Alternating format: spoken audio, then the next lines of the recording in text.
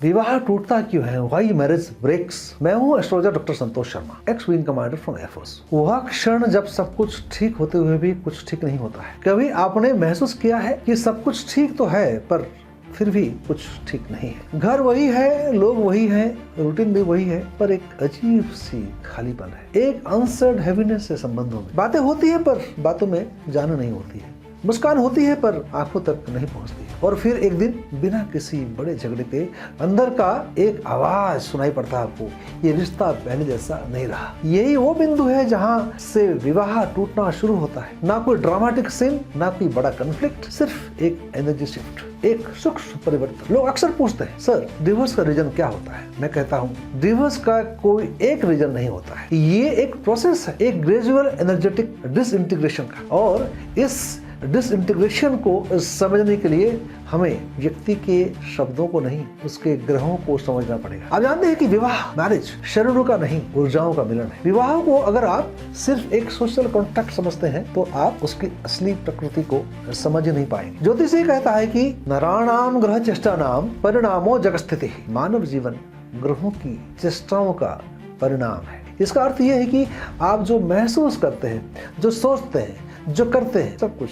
ग्रहों की ऊर्जाओं का प्रतिबिंब ही तो है। तो जो दो लोग विवाह में आते हैं तो सिर्फ दो शरीर नहीं मिलते हैं, मिलता है दो अलग अलग माइंड पैटर्न्स, दो अलग अलग इमोशनल रिदम्स, दो अलग अलग कार्मिक हिस्ट्रीज, और सबसे महत्वपूर्ण है कि दो अलग अलग प्लानिटरी एनर्जी सिस्टम। ये दोनों सिस्टम्स जब तक सिंक्रोनाइज रहते हैं तब तक विवाह सुंदर लगता है, पर जैसे ही सिंक्रोनाइजेशन टूटता है वैसे ही रिश्ता टूटने लगता है, डिस्टर्ब होने लगता है। कैसा होता है ये सब? चंद्रमा मन का कंपन और रिश्तों का आधार है। चंद्रमा, चंद्र को समझना सबसे जरूरी है क्योंकि विवाह का सबसे पहला स्तंभ है चंद्रमा। इमोशनल रेजोनेंस चंद्र क्या करता है? वो आपकी रिएक्शन स्पीड डिसाइड करता है, कितना देर रिएक्ट करते हैं आप। वो आपकी हर्ट होने की कैपेसिटी डिसाइड करता है, वो आपकी अटैचमेंट स्टाइल को डिसाइड करता है। और जब चंद्रमा बैलेंस होता है तो व्यक्ति संवेदनशील होता है पर वीक नहीं होता, एक्सप्रेसिव होता है पर ओवरवेलमिंग नहीं होता है, कनेक्टेड होता है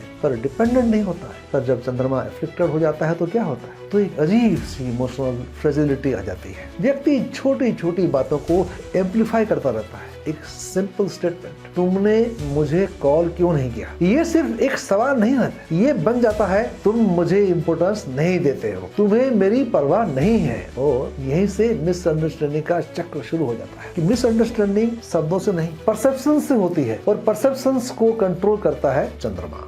मून बात करते हैं, शुक्र ग्रह वीनस की बात करते हैं। प्रेम का सूक्ष्म विज्ञान, शुक्र को लोग सिर्फ अट्रैक्शन समझते हैं पर वास्तव में शुक्र एक सटल एस्थेटिक इंटेलिजेंस है। ये डिसाइड करता है कि आप किसी को कैसे देखते हैं, आप किसी की प्रेजेंस को कैसे फील करते हैं, आप रिलेशनशिप्स में कितनी सॉफ्टनेस लाते हैं। जब शुक्र स्ट्रॉन्ग होता है तो रिश्ता मीठा लगता है, इवन डिफिकल्टीज एक वार्मथ बने रहती। पर जब शुक्र डिस्टर्ब हो जाता है तो सब कुछ मैकेनिकल हो जाता है। गुड मॉर्निंग एक रिचुअल बन जाता है, हग एक फॉर्मेलिटी बन जाती है, और धीरे धीरे एप्रिसिएशन खत्म होने लगता है, अट्रैक्शन कम हो जाता है और इंटीमेसी ड्राई हो जाता है। ये ड्राइनेस ही विवाह का सबसे बड़ा शत्रु है, क्योंकि जहाँ रस नहीं होता है वहाँ संबंध टिक ही नहीं सकता है। बात करते हैं मंगल मार्स ग्रह, ऊर्जा का असंतुलन और संघर्ष का जन्म। मंगल एक रॉ एनर्जी है, अगर ये सही दिशा में हो तो ये प्रोटेक्शन देता है, पर अगर ये अनकंट्रोल्ड हो तो ये डिस्ट्रक्शन देता है। मैरिज में मंगल का इंबैलेंस कैसे दिखता है? इंस्टेंट रिएक्शंस, एंगर, इरिटेशन, हर बात पे डिफेंसिवनेस, अपनी बात प्रूव करने की जिद। एक इंटरेस्टिंग बात समझिए, आर्गुमेंट्स कभी फैक्ट्स के लिए नहीं होते हैं, आर्गुमेंट्स ईगो के लिए होता है, और ईगो को फ्यूल देता है मंगल। जब दो लोग अपने अपने मंगल के इन्फ्लुएंस में होते हैं तो विवाह एक बैटलफील्ड बन जाता है, और जब रिश्ता बैटलफील्ड बन जाता है तो वहाँ प्रेम सर्वाइव नहीं कर सकती। बात करते हैं शनि की। शनि होता है समय, दूरी और मौन का वास्तुकार। शनि का प्रभाव बहुत सटल होता है, वो चिल्लाता नहीं है, वो तोड़ता भी नहीं है, वो सिर्फ दूर कर देता है। जब शनि एक्टिव होता है तो लोग लड़ना बंद कर देते हैं, कोल्ड वॉर, साइलेंस, और बात करना भी बंद कर देते हैं, और एक अजीब सा फॉर्मल रिलेशन रह जाता है पति पत्नी के बीच में। तुम अपना करो, मैं अपना करता हूँ। इस स्टेज पर ना कंप्लेंट होती है, ना एक्सपेक्टेशन होती है, और लोग समझते हैं कि अब सब ठीक है, पर वास्तव में क्या है? सब खत्म हो चुका होता है, एक खालीपन है। इसे कहते हैं इमोशनल शटडाउन, साइलेंट सेपरेशन। बात करते हैं राहु और केतु। आकर्षण और व्यक्ति का चक्र। राहु और केतु हमेशा एक एक्सिस पर काम करते हैं। राहु जहां आपको बाहर की तरफ खींचता है, वहां केतु आपको अंदर की तरफ ले जाता है। राहु शादी में क्या करता है? कंपैरिजन करवाएगा, वो कैसा है, वो कैसा है। Fantasy, grass is greener on the other side. व्यक्ति अपने पार्टनर में कमी देखता है, सोचता है कि दूसरी लड़की अच्छी, वो किसी और में अधिकता देख लेता है। केतु क्या करता है? शादी, इमोशनल विड्रॉल, स्पिरिचुअल एस्केपिज्म, पूजा पाठ, ध्यान। व्यक्ति कहता है कि मैं थक गया हूँ, मुझे शांति चाहिए, छोड़ दो मुझे, और धीरे धीरे वो रिश्तों से ही दूर चला जाता है। कभी पूजा पाठ में बिजी, कभी भागवत कथा में बिजी। दशा, जब समय ही संबंध को बदल देता है। एक बहुत गहरी बात समझिए कि लोग बदलते नहीं हैं, उनका समय बदलता है, और जब समय बदलता है तो व्यवहार बदल जाता है। एक लविंग पार्टनर सडनली डिस्ट्रैक्ट हो जाते हैं, एक काम व्यक्ति सडनली एग्रेसिव हो जाता है। क्यों? राहु की महादशा में, शनि के अंतर्दशा में, केतु के ट्रांजिट में, ये सब मिलकर एक नई एनर्जी क्रिएट करते हैं। अगर आप उस एनर्जी को समझ नहीं पाते तो आप उसका रॉन्ग इंटरप्रिटेशन कर देते हैं। कहते हैं कि वो बदल गया है या वो बदल गई। नहीं, वो नहीं बदला, उसका ग्रह काल बदल गया है। समाधान क्या है? सॉल्यूशंस क्या है इसका? ऊर्जा को पुनः संतुलित कैसे करें हम? वो पुराने समय वापस कैसे लाए हम? वो प्रेम का आग कैसे दोबारा चले? अब प्रश्न ये है कि क्या इस प्रोसेस का रिवर्स कर सकते हैं प्रोसेस को?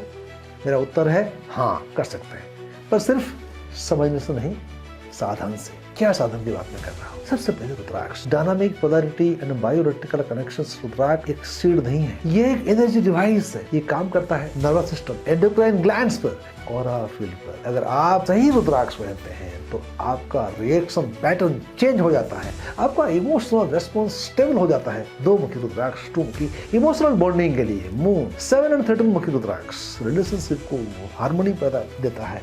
वीनस 6 मुखी रुद्राक्ष एंगर कंट्रोल करता है। मार्स 15 मुखी रुद्राक्ष इमोशनल इंटेलिजेंस, मर्क्यूरी।